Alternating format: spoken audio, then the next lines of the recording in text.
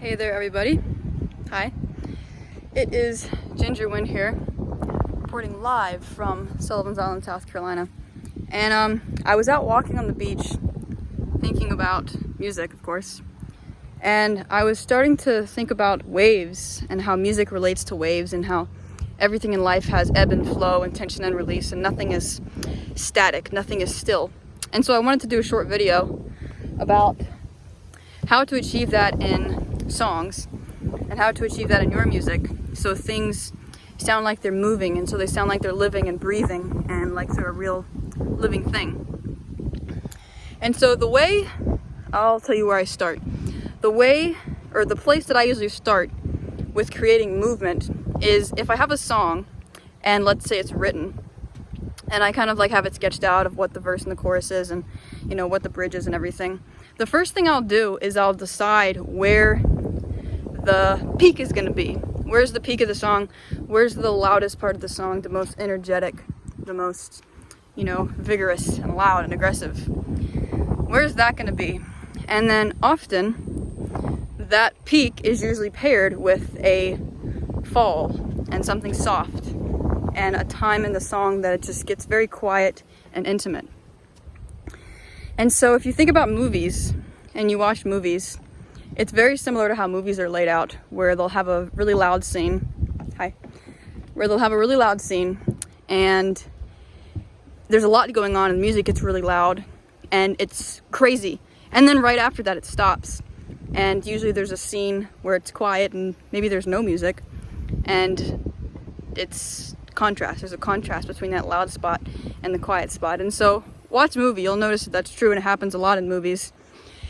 And so with songs and songwriting, what you can do is figure out where that spot in your song is going to be.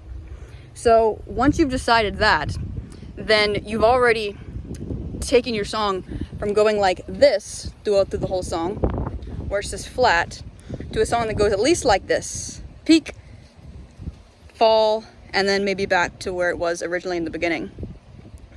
So that sounds very simple, but I've found that a lot of the songwriters I work with don't do that, and they don't realize how important that is and how a song can sound very boring if it just stays flat through the whole song. And you can even look at the audio of your song. If you're working in a DAW, a digital audio workspace, I think that's what it's called. I should know that. I know it's called a DAW.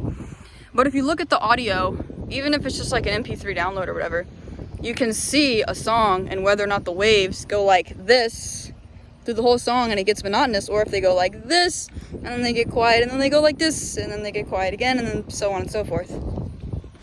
And so that's really what gives you a nice contrast with your songs. And if you don't believe me, then go listen to some of the biggest songs of all time and even some of the biggest songs right now.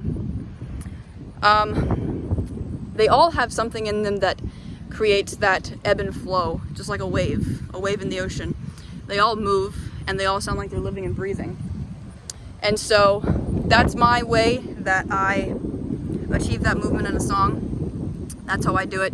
I focus on the peak and the fall, and I figure that out very early in the songwriting process. So I already have that planned, and so when I go and record, I'm able to have that in the recording as well.